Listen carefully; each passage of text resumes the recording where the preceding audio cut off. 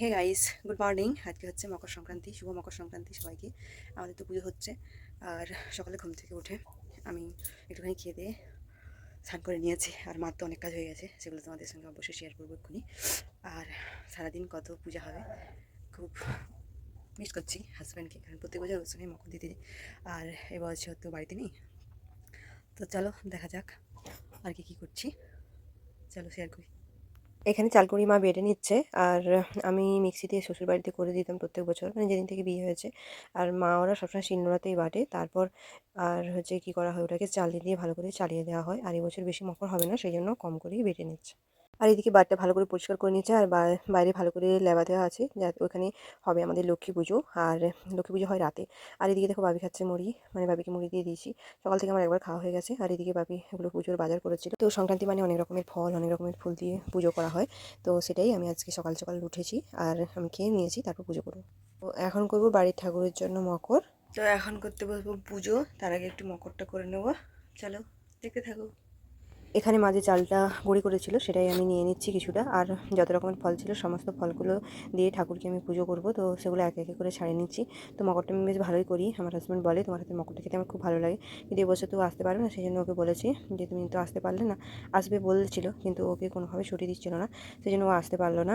আর সেই জন্য এবছর মকর মানে সংক্রান্তির দিন মকর খেতে পারবে না। ও আমাকে বলেছিল যে তুমি অন্য একদিন আমাকে মকর করে দিও, যেদিন আমি যাব। তো সেই মতো করে ওর জন্য আমি সমস্ত কিছু রেখেছি। আগে ঠাকুরকে পুজো করে নিচ্ছি সমস্ত কিছু ফল দিয়ে। আর এবছর যেহেতু আলাদাভাবেই আমাদের পুজো হচ্ছে, মানে আমাদের জয়েন্টে পুজো হতো, আর এবছরই ভাবি আলাদা করে মানে পুজো করছে। এর আগের বছরও দিয়েছে, এবছর আমি এখানে আছি, এর আগের বছর ছিলাম না। তো এর আগের বছর শ্বশুরবাড়িতে ছিলাম, তো তোমরা সে ব্লগও নিশ্চয়ই দেখেছো। তারপর মকরের জন্য দেখো সমস্ত কিছু ভালো করে কেটে নিচ্ছি, কেটে ধুয়ে। আর একটাতে করবো মকর, আরেকটাতে এমনি ফল ঠাকুরকে পুজো দেবো। তো দুধ, ঘি, চাল, গুড়, তিলে, বাতাসা এবং যত কিছু ফল ছিল সমস্ত কিছু ফল দিয়ে এটাতে মেখে নিচ্ছি। আর বাড়িতে যেহেতু এই মকরটাই হবে, একটু ভালো করে নিচ্ছি।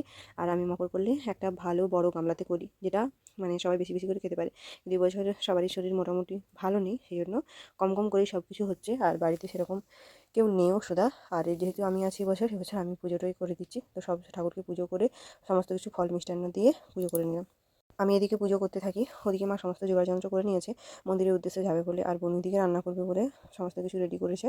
তো চলো দেখতে থাকো। ওই তো কালু, ওই তো কালু। খুঁটি উবড়ি দে, উবড়ি দে।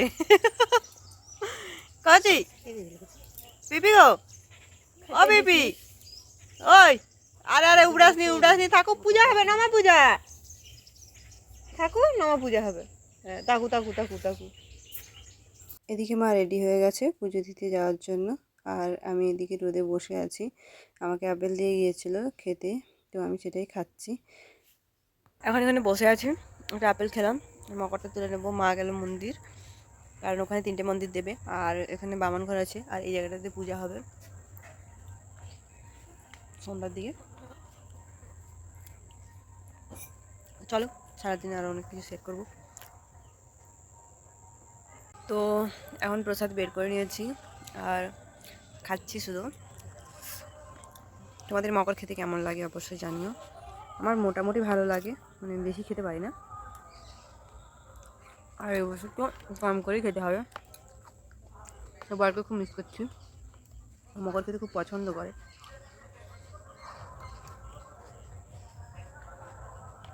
তো চলো খেয়ে নিই এটা। বাড়ির সামনেটাতে দেখো আলপনা দিয়ে দিচ্ছি, আর বাড়ির ভেতরেও দিয়েছি। তো এটাই ছোটো করে একটু তোমাদের সঙ্গে শেয়ার করলাম। তারপর নুনটির দিকে প্রচুর নাচানাচি করছে, বনুদিকে বইটা রোদে দিচ্ছে। আমাদের মন্দিরে পুজো হচ্ছে হরি পুজো, তারপর রাতে হবে লক্ষ্মী, কারণ ঘরের ভিতরে লক্ষ্মী আছে। এটাই ভাবি ওরা যেহেতু চাষ করে, সেই জন্য লক্ষ্মী পুজো প্লাস ওই ক্ষেত বাড়ানো অনেক কিছু থাকে যেগুলো করে। মকর প্রায় 10-12 জায়গায় আমাদের মকর দেওয়া হয়। বাড়িতে পুজো হলে কি বলতো, বড়দের থেকে বাচ্চাদেরই বেশি আনন্দ হয়। তাই নুনটু এখন আমাদের বাড়ির ছোটো সদস্য, ও সব থেকে বেশি আনন্দ করছে, যেটা ওকে দেখে আমরাও আনন্দ পাই। খুব ভালোও লাগছে যে ও কত আনন্দ করছে। আর এবছর যেহেতু পুরো টোটালটাই এখানে আছি, তো খুবই ভালো লাগছে, কারণ বিয়ের পরেই ফার্স্ট টাইম যেখানে আমি মানে পুরো টোটাল মকর সংক্রান্তিতে আছি। এখন হয়ে গেছে দুপুর 1টা, দেখো কীরকম রোদ বেরিয়েছে। আর আমার খাওয়া কমপ্লিট হয়ে গেছে, প্রচণ্ড খিদে পেয়েছিল, সেই জন্য আমি আগে খেয়ে নিয়েছি। আর এখন বলুন বাপি মা খাবে। আর হচ্ছে আজকের দিনটা মানে এতটাই মানে এত জায়গায় পূজা হয় আমাদের বাড়িতে, মানে বসারই টাইম পেতাম না। আর শ্বশুরবাড়িতে তো সব কিছুই মানে বিয়ের আগে এখানে সব কিছু পুজো দিতে যেতাম, আর মানে দুপুরে ঘুমাতাম না। আর শ্বশুরবাড়িতে তো সব কিছু করতাম, পুজো দিয়েছে রান্না, মানে সব কিছু প্রত্যেক বছরই সেখানে থাকতাম, একটু বিকেলের দিক কিংবা সন্ধ্যার দিক করে পুজো করে আসতাম মায়ের কাছে মকর খেতে। তো এবছর এখানেই আছি, শুধু হাজব্যান্ডকেই মিস করছি। আর তোমরা কী করছো জানিও। আর এদিকে দেখো বাপি ওই ধান শীষটা গুঁজে দিচ্ছে। আর এগুলো কাকু ভালো প্রত্যেক বছরই আঁকে, খুব সুন্দর করে। এবছর কম এঁকেছে, নাহলে আমাদের বড় বারে আরও ভালো করে পুজো হয়, যেখানে অনেক অনেক ছবি আঁকা হয়। আর প্রত্যেক বছর এটা দেখতেই বেশি ভালো লাগে, রাতে এই পুজোটা হয় খুব ধুমধাম করে।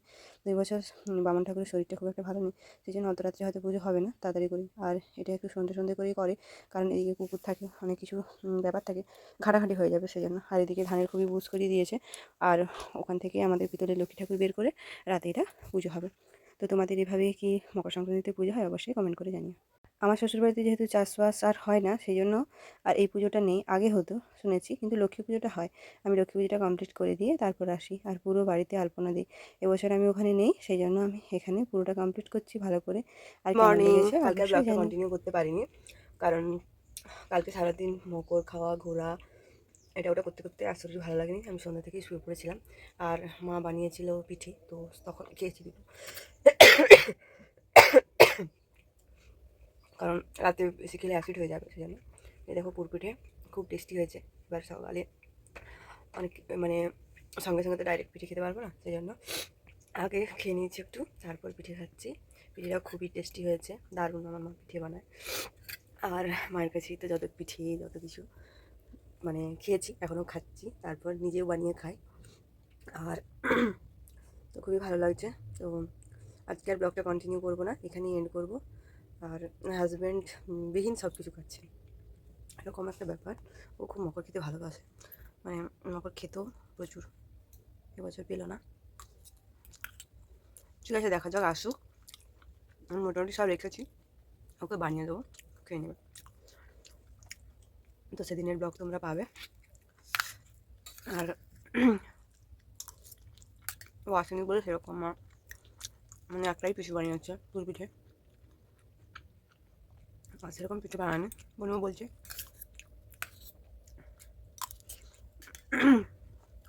তো টাটা সবাইকে, ভালো থেকো। এইটুকুই ছিল আমার মকর সংক্রান্তির ব্লগ। টাটা। যেহেতু সংক্রান্তির দিন আসতে পারিনি, সেহেতু আমাকে বলে রেখেছিল, আর আমি সেরকম করেই সমস্ত ফল মা গুছিয়ে রেখেছিল। আর আজকে সেই জন্য ওর জন্য আমি মকর বানিয়ে দেবো, কারণ ও আমার প্রত্যেকটা স্বপ্ন প্রত্যেকটা ইচ্ছে যেরকম পূরণ করে, আমিও সেরকম ওর প্রত্যেকটা ইচ্ছে স্বপ্ন পূরণ করি। সেটা ও নিজে মুখেই বলে যে তুমি আমার সব থেকে বেশি মানে মনের কথাগুলো বুঝে যাও, প্লাস আমার সমস্ত কিছুটা করে যাও। বলেছিলাম তো এই বাড়িতে সমস্ত কিছু দিয়ে দিয়েছি, মকরের যাবতীয় লাগে। আর আমরা একটু বেশি ঘি দিয়ে করি, যেটা খেতে খুব টেস্টি হয়। আর ও মকর সত্যি কথা বলতে অনেকটাই খায়, ওকে মানে মকর খেতে অনেক ভালো লাগে, সেই জন্য ওকে বলছিলাম যে তোমার মনস্কামনা আমি পূর্ণ করে দেবো। দেখো সেই কথা মতো ওকে সমস্ত কিছুটা কমপ্লিট করে দিয়েছি, এবার ও বলবে যে মকরটা খেতে কতটা টেস্টি হয়েছিল। তো সেটাই দেখবো, চলো। এখন মকর রেডি হয়ে গেছে, মকর রেডি। মকর সংক্রান্তি আসেনি সেই জন্য মকর তোমার জন্য। কেমন হয়েছে খেয়ে দিয়ে তারপর বল। ভালো হয়েছে। মকর সংক্রান্তির পরের মাসে মকর খাইতাছে।